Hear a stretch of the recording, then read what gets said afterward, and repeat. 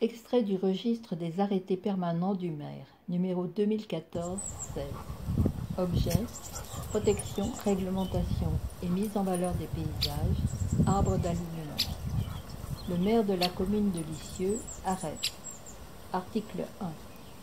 Sur des territoires remarquables par leur intérêt paysager, définis en concertation avec les collectivités territoriales concernées, et lorsque les dits territoires ne sont pas l'objet de directives territoriales d'aménagement prises en application de l'article L 111.1.1 du Code de l'urbanisme, l'État ou la commune peuvent prendre des directives de protection et de mise en valeur des paysages.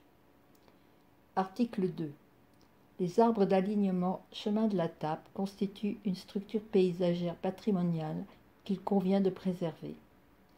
Ces arbres ont plusieurs dizaines d'années d'existence et constituaient bien avant l'urbanisation de ce quartier la trame paysagère des anciens espaces agricoles dévolus à l'arboriculture.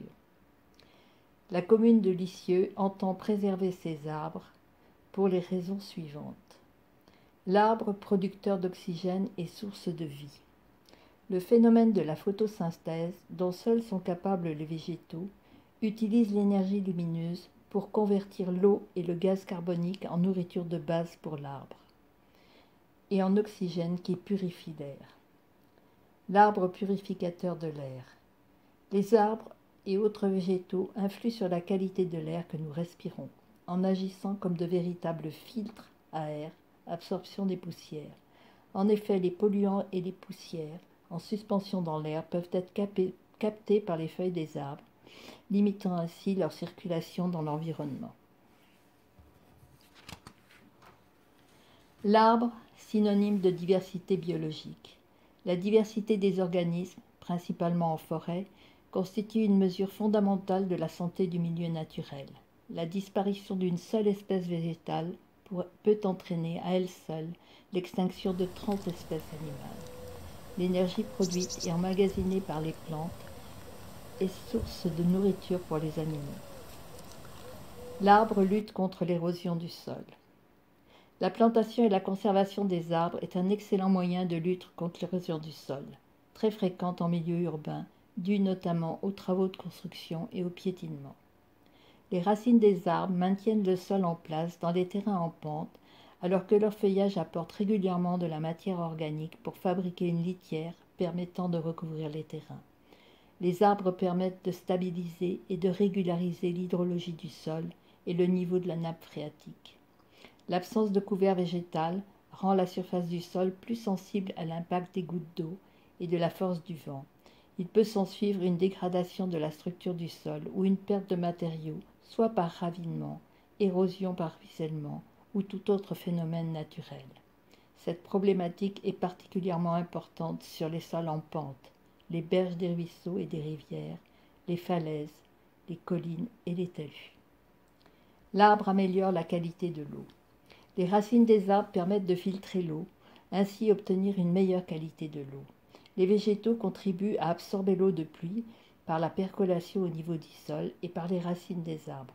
La présence d'arbres réduit le volume des eaux de ruissellement, protège les sources d'eau et prévient ou du moins réduit les dommages causés par les inondations. Les végétaux limitent la pollution des eaux de surface qui autrement s'écouleraient sur des surfaces pavées contenant des polluants tels que le plomb ou déchets de toutes sortes qui seraient drainés vers les cours d'eau ou encore captés par les égouts fluviaux. L'ombre créée par les arbres sur l'eau réduit le réchauffement de l'eau, particulièrement des étangs ou des lacs peu profonds, et donne par conséquent une meilleure oxygénation, essentielle à la faune aquatique, puisque le taux d'oxygène présent dans l'eau est inversement proportionnel à sa température. L'arbre participe à la régularisation des écarts extrêmes de température, dégageant de la vapeur d'eau dans l'atmosphère par le processus d'évapotranspiration. Ce phénomène influe sur le degré d'humidité locale et tempère les variations extrêmes du climat. Le déboisement augmente la température de l'air, augmente la vitesse des vents et modifie la configuration régionale ou locale des précipitations. L'arbre protège contre la chaleur. Les espaces boisés constituent une protection contre la chaleur par le rafraîchissement de l'air ambiant. L'être humain recherche l'ombre lors des journées ensoleillées. Dans les parcs et les boisés urbains, la température de l'air est généralement plus fraîche qu'en milieu ouvert. Le feuillage des arbres intercepte, absorbe et reflète la radiation solaire et ainsi réduit l'intensité du rayonnement et la chaleur qui en réside. En période estivale, les arbres autour d'une maison créent un ombrage sur les bâtiments et permettent de maintenir des températures plus fraîches.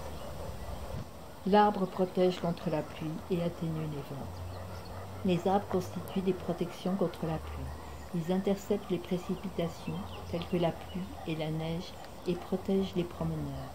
Ils peuvent améliorer les sites arides et perturbés.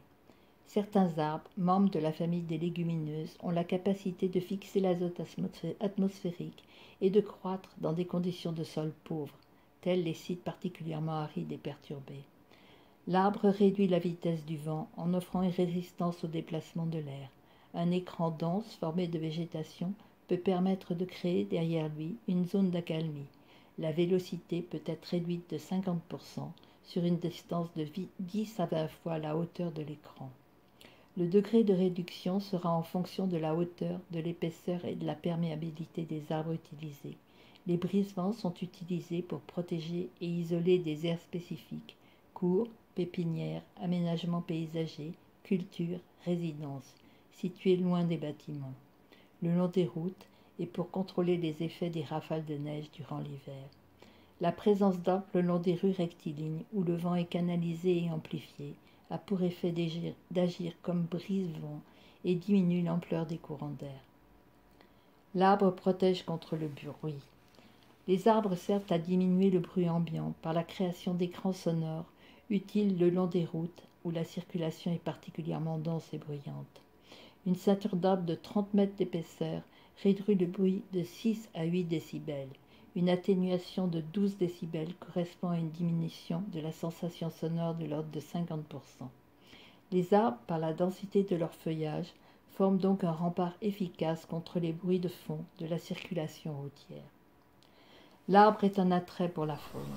Les arbres assurent l'habitat, abri, protection, nourriture, à plusieurs espèces d'oiseaux, insectes et petits animaux. Certains arbres et arbustes, dont les aubépines et les sorbiers, conservent leurs fruits en hiver pour le plus grand plaisir des oiseaux.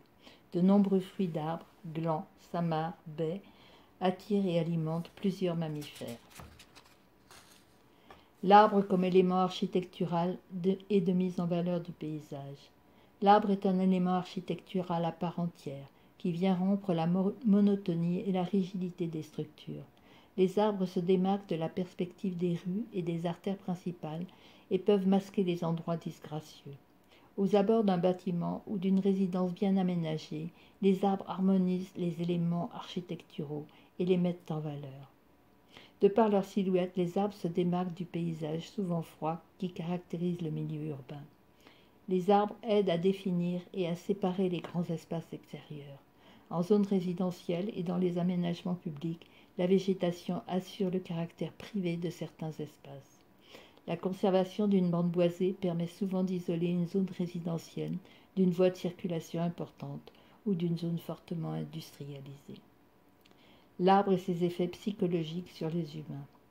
Les arbres de nos villes sont beaucoup plus qu'une décoration dans notre environnement urbain. Ils viennent rappeler aux citadins l'existence d'un monde extérieur ponctué par le rythme immuable des saisons. L'arbre et la qualité de vie. L'arbre en milieu urbain est avant tout source de bien-être physique et de santé mentale des citadins. En contribuant par sa présence à l'amélioration de la qualité de vie, il constitue une forme d'ambiance remarquable et suscite un sentiment d'admiration. Les espaces boisés permettent de maintenir une certaine proportion d'éléments naturels indispensables à l'équilibre psychique des individus. Les arbres et arbustes donnent une dimension humaine à la ville et au paysage urbain. Les plantations de rues créent un espace plus confortable pour les piétons. Les gens sont plus intéressés à circuler à pied en empruntant des rues agréables. L'arbre et l'ornementation. La végétation, particulièrement les arbres, améliore l'esthétique du paysage urbain en créant un changement de texture, un contraste de couleurs et de fond par rapport aux bâtiments adjacents. L'arbre d'ornement est caractérisé par la beauté de sa floraison spectaculaire, de son feuillage, de sa forme, de sa couleur, de la texture de son écorce et de toutes les autres caractéristiques ornementales. L'arbre et l'éducation environnementale.